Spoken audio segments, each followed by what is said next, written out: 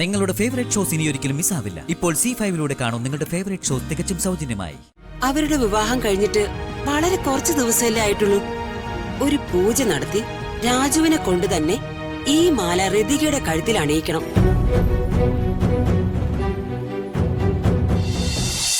ഇനി രാവിലത്തെ ബ്രേക്ക്ഫാസ്റ്റ് ആയിട്ട് മല്ലു പിടിക്കണമല്ലേ? ചിരിച്ചോ ചിരിച്ചോ.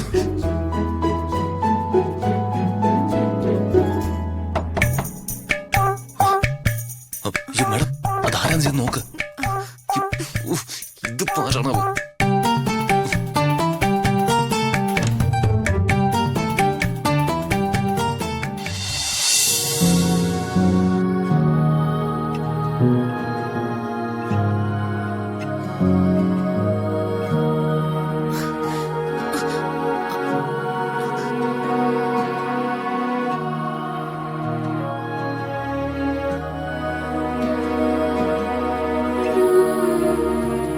എന്താപ്പോ എന്തു പറ്റി? ഞാൻ ഋതു ചേച്ചിയെ എന്തുമാത്രം മിസ് ചെയ്തു എന്നറിയോ? ചേച്ചി അപ്പുനെ ഒരുപാട് മിസ് ചെയ്യുന്നുണ്ട്. അപ്പുന്റെ പരീക്ഷയൊക്കെ കഴിഞ്ഞ് അപ്പുനെയും കൊണ്ട് പുറത്തു പോയി കറങ്ങണമെന്ന് ഞാൻ രാജുവിനോട് പറഞ്ഞിരുന്നു. അല്ലേ രാജു? അതേ പോ. ഈ ഹോളിഡേസിന് നമ്മളൊരു ടൂർ തന്നെ പ്ലാൻ ചെയ്തിട്ടുണ്ട്. എനിക്ക് ടൂർ ഒന്നും പോണ്ട.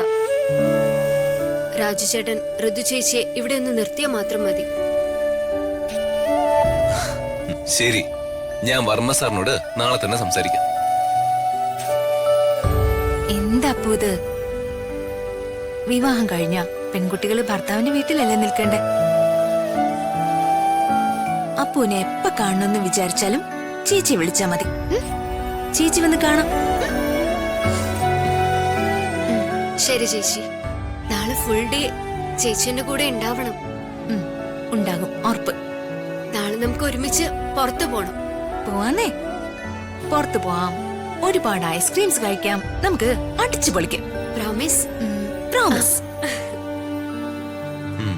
എങ്കിൽ ഞാൻ പോട്ടെ, അമ്മ അന്വേഷിക്കുന്നുണ്ട്.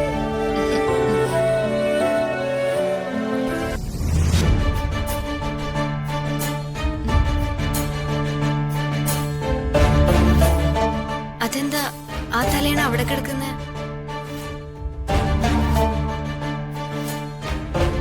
രാജു ചേട്ടൻ നിലത്താണോ കിടക്കുന്നേ? അത് തലേണ നിലത്ത് വീണതാ പോ.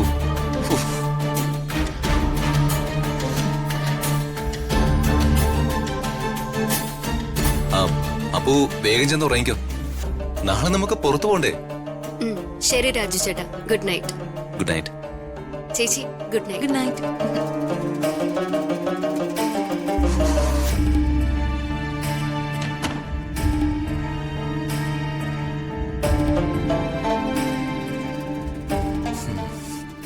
എങ്ങോട്ടാ? നിലത്ത്.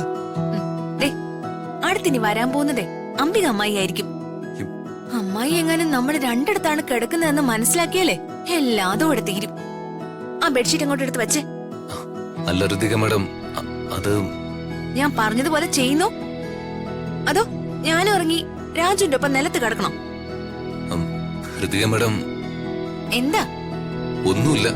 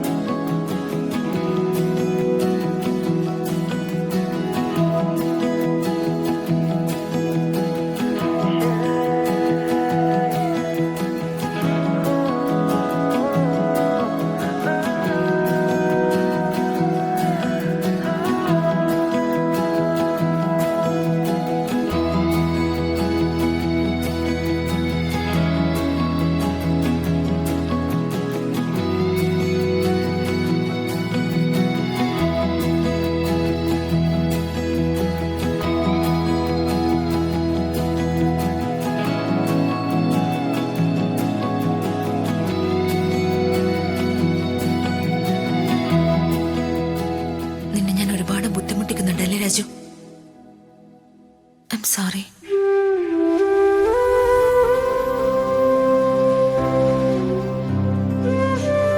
And I love you. Love you forever.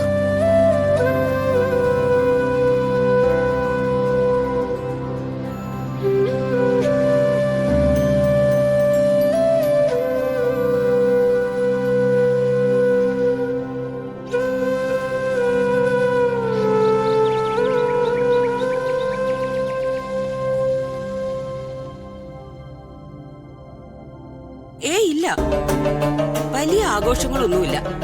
വളരെ ലളിതമായിട്ടൊരു ചടങ്ങ് മതി. തിരുമേനി ഇന്ന് നല്ല ദിവസമാണെന്ന് പറഞ്ഞില്ലേ, എനിക്കത് കേട്ടാ മതി. വേണ്ട വേണ്ട, പൂജയ്ക്കുള്ള സാധനങ്ങളുടെ ലിസ്റ്റ് തിരുമേനി എനിക്ക് ഫോണിൽ അയച്ചാ മതി. ഞാനതൊക്കെ ദീപകിനെ കൊണ്ട് വാങ്ങിപ്പിച്ചോളാം. ശരി തിരുമേനി, വളരെ സന്തോഷം. എങ്കിൽ ഞാൻ കോള് കട്ട് ചെയ്യുവാണേ. എന്താ ചേച്ചി, എന്ത് പൂജയുടെ കാര്യമാ ചേച്ചി പൂജാരിയോട് സംസാരിച്ചത്? പറയാം പ്രതാപ.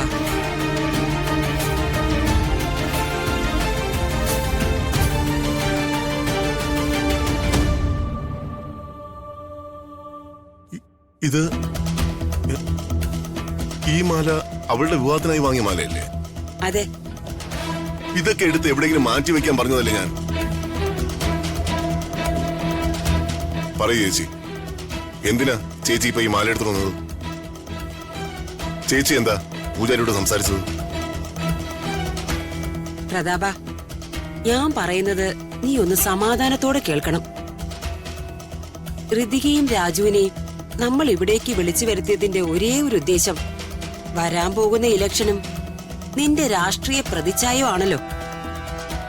രാജുവിന് മാത്രമല്ല, എനിക്കും ആ കാര്യത്തിൽ ചിലതൊക്കെ ചെയ്യാൻ കഴിയും. ചേച്ചി ഇപ്പൊ എന്താ ചെയ്യാൻ പോകുന്നത്? ഋതികയുടെ കഴുത്തി കിടക്കുന്ന ആ മഞ്ഞ ചരടില്ലേ, നമ്മുടെ വീട്ടിലെ കുട്ടിയുടെ കഴുത്തിൽ ആ മഞ്ഞ ചരട് കിടന്നാ മതിയോ?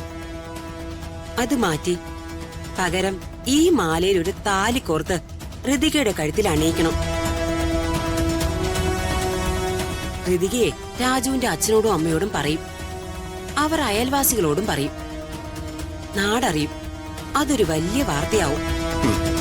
ശരി ചേച്ചി, എങ്കിൽ ഈ മാല അവൾക്ക് കൊടുത്തേക്ക്. ഞാനതിലൊന്നും പറയുന്നില്ല. അങ്ങനെ വെറുതെ അങ്ങ് കൊടുത്താ എന്റെ പ്ലാന് നടക്കില്ലല്ലോ. എന്താ ചേച്ചി?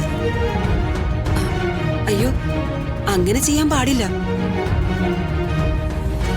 അവരുടെ വിവാഹം കഴിഞ്ഞിട്ട് വളരെ കുറച്ച് ദിവസമല്ലേ ആയിട്ടുള്ളൂ.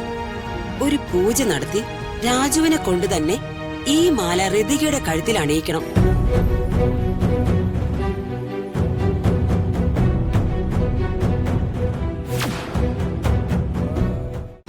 ഡൗൺലോഡ് ചെയ്യൂ C5 ആപ്പ്. കാണൂ എല്ലാ എപ്പിസോഡുകളും സൗജന്യമായി.